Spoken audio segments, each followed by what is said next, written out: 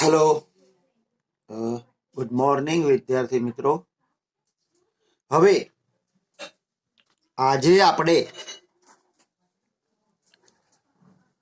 તમારો ગ્રામરનો એક નવો ટોપિક ડાયરેક્ટ ઇનડાયરેક્ટ ચાલુ કરી રહ્યા છીએ. ડાયરેક્ટ ઇનડાયરેક્ટ તમારે ધોરણ 8 થી શરૂ થઈ અને ધોરણ 12 સુધી પૂછાય છે. આ ડાયરેક્ટ ઇનડાયરેક્ટમાં તમારે પ્રશ્નપત્રમાં એક પેરેગ્રાફ આપેલો હોય છે. આ પેરેગ્રાફને તમારે ઇનડાયરેક્ટ સ્પીચમાં ફેરવવાનો હોય છે. હવે ડાયરેક્ટ ઇનડાયરેક્ટમાં તમારે સૌ પ્રથમ વાક્યોને ડાયરેક્ટ સ્પીચમાંથી ઇનડાયરેક્ટ સ્પીચમાં ફેરવતા શીખવાનું છે. હવે વિદ્યાર્થી મિત્રો, અહીંયા વિધાન વાક્યથી શરૂ કરીને પ્રશ્નાર્થ વાક્ય, આજ્ઞાર્થ વાક્ય, ઉદ્ગાર વાક્ય, લેટથી શરૂ થતા વાક્યો, શુભેચ્છા દર્શક વાક્યો, આવા બધા વાક્યોથી શરૂ કરીને છેક પેરેગ્રાફ સુધીનું ઇનડાયરેક્ટ સ્પીચ તમારે શીખવાનું છે. સંપૂર્ણ પેરેગ્રાફનું ઇનડાયરેક્ટ સ્પીચમાં રૂપાંતર શીખવા માટે સૌપ્રથમ જરૂરી એ બને છે કે તમારે વિધાન વાક્ય, પ્રશ્નાર્થ વાક્ય, આજ્ઞાર્થ વાક્ય, ઉદ્ગાર વાક્ય, લેટથી શરૂ થતા વાક્યો અને શુભેચ્છા દર્શક વાક્યો, આ તમામ પ્રકારના વાક્યોનું ઇનડાયરેક્ટ સ્પીચમાં રૂપાંતર કેવી રીતે થાય એ શીખવું પડે છે. અને એના પછી જ તમે પેરેગ્રાફનું ઇનડાયરેક્ટ સ્પીચમાં રૂપાંતર કરી શકો છો. હવે તમારે ધોરણ વાઇઝ વાક્યો શીખવાના હોય છે. દાખલા તરીકે ધોરણ 8-9માં મોટે ભાગે વિધાન વાક્ય, પ્રશ્નાર્થ વાક્ય હોય, પછી આગળ જાઓ એટલે આજ્ઞાર્થ વાક્ય, પછી ઉદ્ગાર વાક્ય. આપણે અહીંયા બેઝથી ચાલુ કરીશું, એટલે કે એકદમ પાયાથી, કે ડાયરેક્ટ સ્પીચમાંથી ઇનડાયરેક્ટ સ્પીચમાં જ્યારે વાક્યને રૂપાંતર કરીએ તો કેવી રીતે કરી શકાય. હવે એના માટે સૌ પહેલા તમારે સમજવું જરૂરી છે કે ડાયરેક્ટ સ્પીચ શું છે અને ઇનડાયરેક્ટ સ્પીચ શું છે. સૌથી પહેલા આપણે એ સમજીશું કે ડાયરેક્ટ સ્પીચ શું છે. તો ડાયરેક્ટ સ્પીચ સમજવા માટે હું તમને એટલું કહી શકું કે જ્યારે કોઈ બે વ્યક્તિ કે વ્યક્તિઓ વચ્ચે જે સંવાદ થતો હોય કે જે વાતચીત થતી હોય, એ સંવાદ કે વાતચીતને જ્યારે તમે એમના એમ જ રજૂ કરી દો તો તેને પ્રત્યક્ષ કથન, એટલે ગુજરાતીમાં જે ડાયરેક્ટ સ્પીચ છે એને પ્રત્યક્ષ કથન કહેવાય. એ પ્રત્યક્ષ કથન એટલે કે એને ડાયરેક્ટ સ્પીચ કહે છે. ઇન શોર્ટ વિદ્યાર્થી મિત્રો, જ્યારે બે વ્યક્તિઓ વાત કરતી હોય અથવા તો કોઈના બે વચ્ચેનો સંવાદ ચાલુ હોય ત્યારે એ જે વાક્ય કે વાક્યો બોલે ત્યારે જો એમના એમ જ જે રીતે બોલ્યા હતા એ જ રીતે આપણે લખી દઈએ કે એ જ રીતે રજૂ કરી દઈએ તો એ થઈ જશે ડાયરેક્ટ સ્પીચ. અહીં હું તમને એક એક્ઝામ્પલ આપું. જો રોહન સેડ ટુ રીના, એટલે કે રોહને રીનાને કહ્યું. અહીંયા જો રોહન સેડ ટુ રીના, હવે શું કહ્યું તો કે આઈ will give you my book tomorrow, એટલે કે હું તને મારું પુસ્તક આવતીકાલે આપીશ. તો મિત્રો, રોહને રીનાને કહ્યું હું તને મારું પુસ્તક આવતીકાલે આપીશ. તો આ હતું ડાયરેક્ટ સ્પીચ. રોહન વાત કરી છે રોહન અને રીનાએ ભૂતકાળમાં. જો રોહને રીનાને કહ્યું, વાત ભૂતકાળની છે કે ભૂતકાળમાં કહ્યું હતું, અને શું બોલ્યો હતો કે હું તને આવતીકાલે મારી ચોપડી આપીશ, મીન્સ કે આઈ વિલ ગીવ યુ.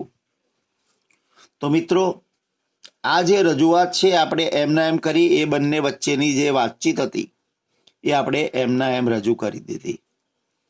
તો એને કહેવાય ડાયરેક્ટ સ્પીચ. હવે ઇનડાયરેક્ટ સ્પીચ શું છે એ સમજવું હોય તો પહેલા આપણે સૌપ્રથમ સમજીએ કે આની અંદર જે વાક્ય છે એના પાર્ટ્સ કયા છે. હું તમને ડિટેલમાં સમજાવું, ધ્યાનથી જુઓ. અહીં જે આ રોહન છે એ રોહન છે એને રિપોર્ટર કહેવાય. મીન્સ કે જે રોહન છે એ બોલનાર છે. રોહન કોણ છે? બોલનાર છે. સેડ ટુ જે છે એ બોલનાર માટેનું ક્રિયાપદ છે, એટલે કે બોલનારનું ક્રિયાપદ છે. સાંભળનાર છે રીના, તો રીના એ લિસનર છે. લિસનર મતલબ સાંભળનાર. હવે આ જો પાર્ટ ઓફ સ્પીચ થઈ ગયા, આપણે એને અલગ અલગ વહેંચીએ છીએ જેથી આપણે સમજી શકીએ કે ક્યાં કયા પ્રકારના ફેરફાર થાય. રોહને રીનાને કહ્યું, ધેટ મીન્સ એ વખતે રોહન બોલનાર હતો, રીના સાંભળનાર હતી. એ બંને વચ્ચે જે વાતચીત થઈ એનું ક્રિયાપદ જે હતું સેડ ટુ, વાત કરવાની રીતનું. હવે આગળ જે વધીએ એમાં વાક્ય છે I will give you my book tomorrow. તો જે I will give you my inverted કોમાની અંદર જે આખું વાક્ય છે એને કહેવાય રિપોર્ટિંગ સ્પીચ, એટલે કે કથન. તો તમને ખ્યાલ આવી ગયો. અહીં 4 પાર્ટ્સ આપણે પાડ્યા: બોલનાર, બોલનારનું ક્રિયાપદ, સાંભળનાર અને આપણું કથન. હવે આટલું સમજ્યા પછી આપણે જઈએ ઇનડાયરેક્ટ સ્પીચમાં. હવે મિત્રો, ઇનડાયરેક્ટ સ્પીચમાં જઈએ એટલે સૌથી પહેલા ઇનડાયરેક્ટ સ્પીચ એટલે શું? તો કે ઇનડાયરેક્ટ નો મતલબ થાય પરોક્ષ. તો ઇનડાયરેક્ટ સ્પીચ નો અર્થ થાય પરોક્ષ કથન. હવે આ જે પરોક્ષ કથન છે શું છે? તો કે બે વ્યક્તિઓ વચ્ચેનો સંવાદ, એક હોય, બે હોય, બે થી વધારે હોય, એના વચ્ચેનો સંવાદ જ્યારે આપણે આપણા શબ્દોમાં રજૂ કરીએ, સમજો જેમ છે એમ નહીં, આપણે આપણા શબ્દોમાં રજૂ કરીએ ત્યારે એને ઇનડાયરેક્ટ સ્પીચ કહેવાય, એટલે કે પરોક્ષ કથન કહેવાય. મિત્રો, તમે ઘણીવાર તમે વાતચીત કરતા હોવ ત્યારે તમે 2-4 દિવસ પહેલાની કે ભૂતકાળની કોઈ વાત ચાલતી હોય અને કોઈ બે વ્યક્તિનો સંવાદ, આપણે શું વાતચીત થઈ હતી એ બે વચ્ચે, અથવા તો તમારે એ વખતે કોઈની સાથે શું વાતચીત થઈ હતી, એ વસ્તુ કોઈ ત્રીજી વ્યક્તિને આપણે કહેતા હોઈએ ત્યારે આપણે એઝ ઇટ ઇઝ કહેતા નથી. આપણે એને થોડીક પરિવર્તિત કરીને કહીએ છીએ અને એને કહેવાય ઇનડાયરેક્ટ સ્પીચ. અહીંયા આપણું જે ઉપરનું વાક્ય હતું રોહન વાળું, એ જ વાક્યને હું અહીંયા ઇનડાયરેક્ટ સ્પીચ કરીને લખું છું. ધ્યાનથી જુઓ. રોહન ટોલ્ડ રીના ધેટ, એટલે કે રોહને રીનાને કહ્યું તું કે, બરાબર, રોહને રીનાને કહ્યું હતું કે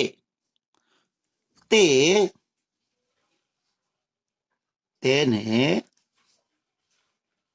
તેનું પુસ્તક પછીના દિવસે આપશે. એટલે કે હી would give her his book the next day. મિત્રો, જો આપણે વિચાર કરો, આપણે બે, માનો કે તમારા કોઈ ફ્રેન્ડ વચ્ચે વાતચીત થઈ હોય કે ભાઈ હું તને આવતીકાલે મારું પુસ્તક આપીશ, તો આપણે પણ એ રીતે બોલીએ છીએ ને કે ભાઈ એને કીધું તું કે એના ઘેર જશે અને એને એની ચોપડી આપી દેશે. આપણે એના એક્ઝેક્ટ વર્ડ્સ જે છે, તમારા બે મિત્ર વચ્ચે વાતચીત થઈ હોય, એ બે મિત્રો એવું બોલ્યા હોય કે ચલ મારા ઘેર, હું તને મારી ચોપડી આપું, પણ આપણે શું કહીએ કે એણે એવું કહ્યું હતું કે ભાઈ એના ઘેર જા અને પછી એને તને એની ચોપડી આપશે. તો ધેટ મીન્સ અહીંયા આપણે ઘણા બધા બદલાવ કરીને વાક્ય બોલીએ છીએ. જો, Rohan told Rina that he would give her his book the next day. મિત્રો, તમને મારે અહીંયા સમજાવવાનું એ છે કે રિપોર્ટિંગ સ્પીચના વાક્યમાં આપણે શું ફેરફાર કર્યો. એટલે કે જો સૌથી પહેલા હું તમને સમજાવું. અહીંયા જ્યાં સેડ ટુ હતું ત્યાં શું મૂક્યું? ટોલ્ડ. બીજું અહીંયા આપણે શું મૂક્યું? ધેટ. ઇન્વર્ટેડ કોમામાં પહેલા સાંભળનાર, પછી આપણે ધેટ મૂક્યું, એટલે આ બદલાઈ ગયું. બીજું, કથનમાંથી ઇન્વર્ટેડ કોમા ગુમ થઈ ગયું છે, એટલે કે ઇન્વર્ટેડ કોમા જતું રહ્યું. બીજું, કથનમાં બી ફેરફાર થઈ ગયો. જો અહીંયા કાળ બદલાઈ ગયો. વિલ ગીવ હતું તો વુડ ગીવ થઈ ગયું. ટુમોરો હતું તો ધ નેક્સ્ટ ડે થઈ ગયું. આઈનું હી થઈ ગયું. યુનું હર થઈ ગયું. માયનું હીઝ થઈ ગયું. ધેટ મીન્સ આ બધા ફેરફારો થયા. તો જ્યારે ડાયરેક્ટ સ્પીચમાંથી આપણે ઇનડાયરેક્ટ સ્પીચમાં રૂપાંતર કરીએ છીએ ત્યારે કથનમાં ફેરફાર થાય છે. અને એ ફેરફાર કયા છે? તો કે પહેલા હું તમને એ સમજાવું છું કે આપણે જોઈ લઈએ કે જ્યારે આપણે ડાયરેક્ટ સ્પીચમાંથી ઇનડાયરેક્ટ સ્પીચમાં રૂપાંતર કરીએ ત્યારે કયા પ્રકારના ફેરફાર કરવા પડે છે. તો સૌથી પહેલો ફેરફાર, ડાયરેક્ટ સ્પીચમાંથી ઇનડાયરેક્ટ સ્પીચમાં ફેરફાર કરવા માટે તમારે કયા ફેરફાર કરવા પડે? તો આપણે જોયું હતું કે ટોલ્ડ, આજ અહીંયા રિપોર્ટિંગ વર્બ હતું સેડ ટુ, તો આપણે શું મૂક્યું? ટોલ્ડ. એટલે પહેલો ફેરફાર થયો રિપોર્ટિંગ વર્બમાં ફેરફાર. નેક્સ્ટ, બીજો ફેરફાર કયો થયો? તો કે આ ધેટનો. તો કે સંયોજક મૂકવું. અહીંયા બોલનાર, સાંભળનાર અને કથન એના બંનેને વાક્યને જોડતું આપણે સંયોજક મૂક્યું ધેટ. ત્રીજો ફેરફાર થયો, આ અવતરણ ચિહ્ન જે હતા એ આપણે દૂર કર્યા. ધેટ મીન્સ અવતરણ ચિહ્ન દૂર કરવું. અને ચોથો ફેરફાર થયો રિપોર્ટિંગ સ્પીચમાં ફેરફાર. આખી સ્પીચ બદલાઈ કે રિપોર્ટિંગ સ્પીચમાં ફેરફાર.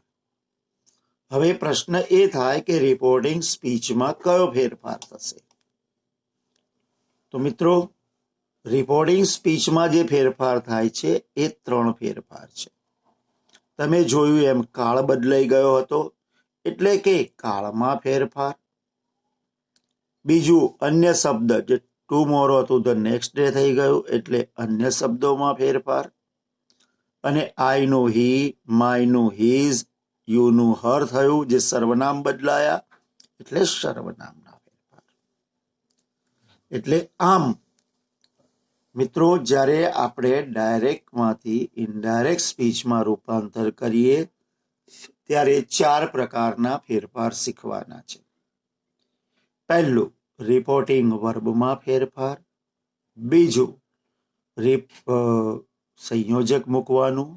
ત્રીજું, અવતરણ ચિહ્ન દૂર કરવાનું.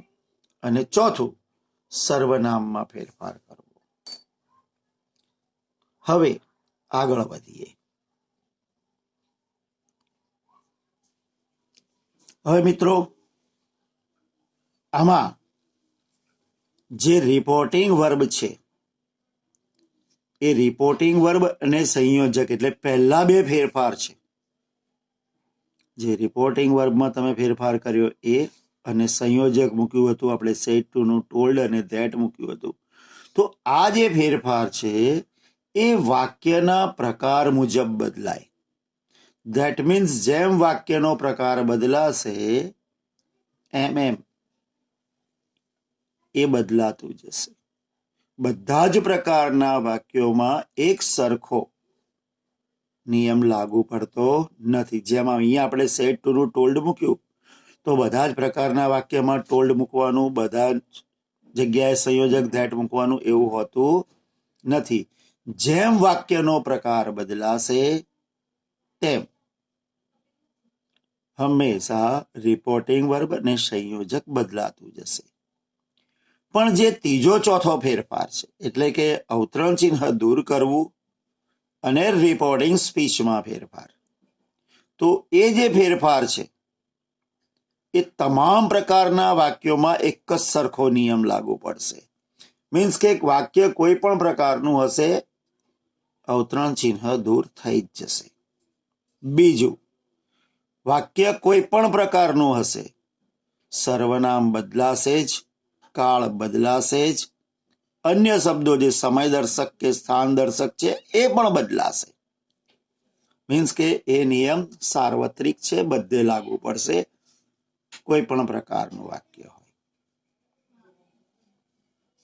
હવે વિદ્યાર્થી મિત્રો, તમારે અહીંયા સમજી લો કે આટલા જે વાક્યો છે એ વાક્યોનું ઇનડાયરેક્ટ સ્પીચમાં રૂપાંતર શીખવાનું છે. મીન્સ કે વિધાન વાક્ય, પ્રશ્નાર્થ વાક્ય, આજ્ઞાર્થ વાક્ય, ઉદ્ગાર વાક્ય, લેટથી શરૂ થતા વાક્યો અને શુભેચ્છા દર્શક વાક્ય. હવે મિત્રો, વિધાન વાક્ય, પ્રશ્નાર્થ વાક્ય, આજ્ઞાર્થ વાક્ય અને ઉદ્ગાર વાક્ય, લેટથી શરૂ થતા વાક્ય અને શુભેચ્છા દર્શક વાક્ય, આને ઓળખવા કેવી રીતે? તો મિત્રો, પ્રશ્નાર્થ વાક્યની ઓળખ છે પ્રશ્નાર્થ ચિહ્ન.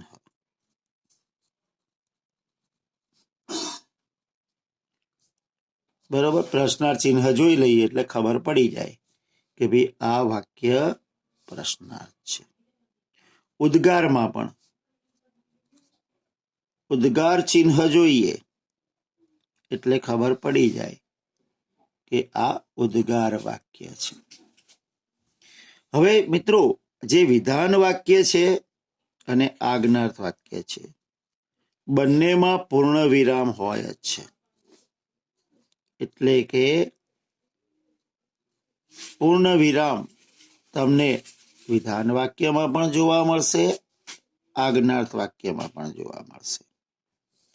ફરક એટલો હશે કે જે વિધાન વાક્ય છે એ સબ્જેક્ટ, વર્બ અને ઓબ્જેક્ટિવ ટાઈપનું હશે, જ્યારે આજ્ઞાર્થ વાક્ય છે એ હંમેશા વર્બથી શરૂ થાય કાં તો હેલ્પિંગ વર્બથી શરૂ થાય, જેમ કે ડુ, ડોન્ટ,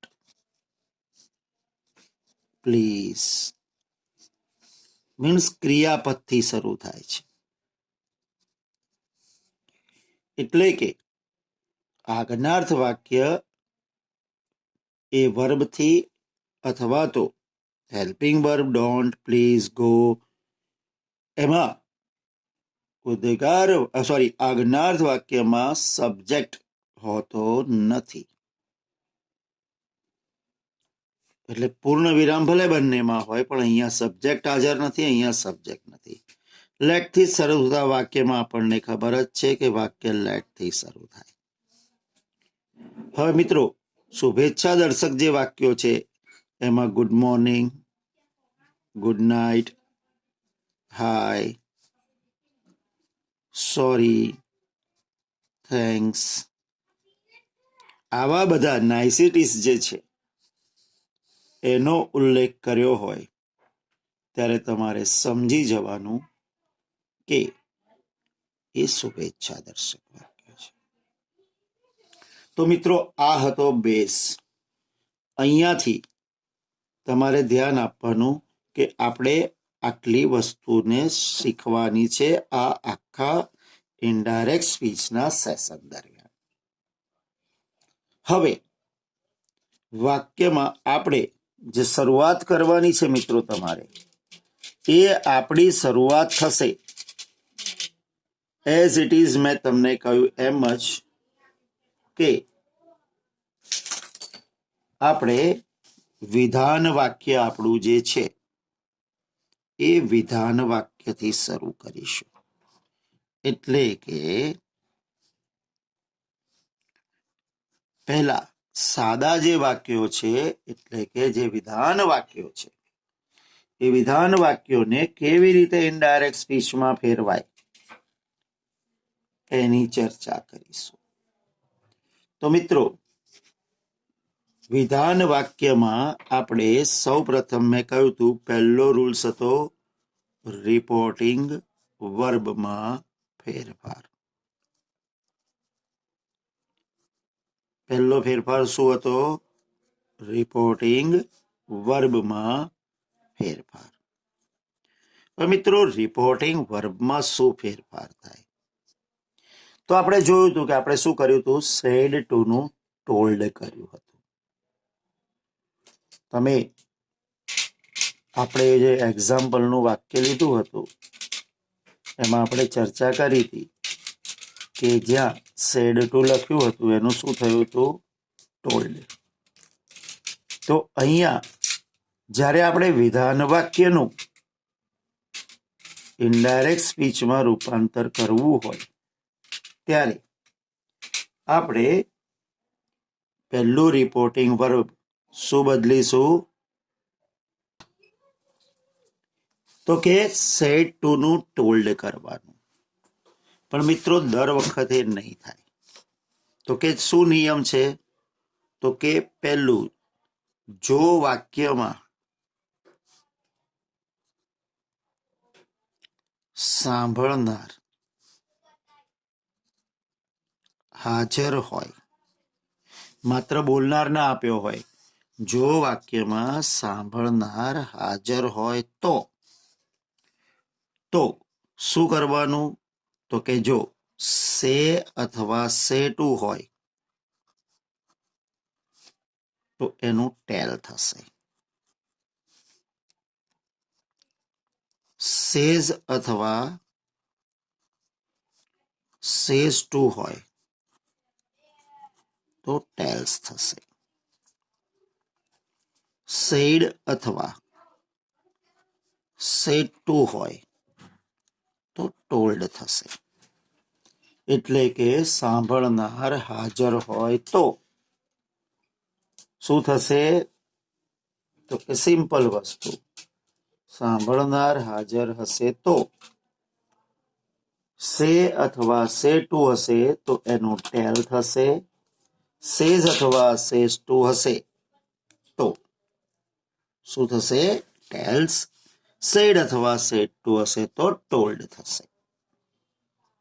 પણ આ થશે ક્યારે? સાંભળનાર હાજર હશે તો. હવે બીજો નિયમ,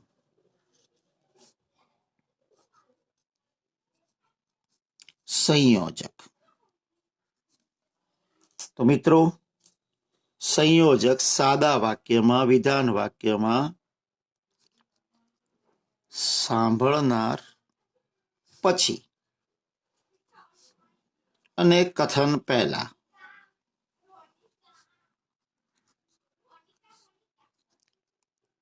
સંયોજક તરીકે ધેટ મુકાય છે. મિત્રો, વાક્યની અંદર જે કથન હોય એ કથન પહેલા અને સાંભળનાર પછી, એ બંનેને જોડવા માટે વિધાન વાક્યમાં સંયોજક ધેટ મુકાય છે. એટલે મિત્રો, તમે જોયું હતું કે આપણે સેડ ટુ હતું તો એનું શું કર્યું હતું? ટોલ્ડ. અને સંયોજક મૂક્યું હતું ધેટ. એટલે કે રોહન ટોલ્ડ રીના ધેટ. તો મિત્રો, આજે આપણે અહીંયા અટકાવી દઈએ છીએ. આગળના ફેરફાર, ઉદાહરણો અને એક્સરસાઇઝ આપણે નેક્સ્ટ ટાઈમ જોઈશું. ત્યાં સુધી રજા આપશો. Thank you very much. આવજો.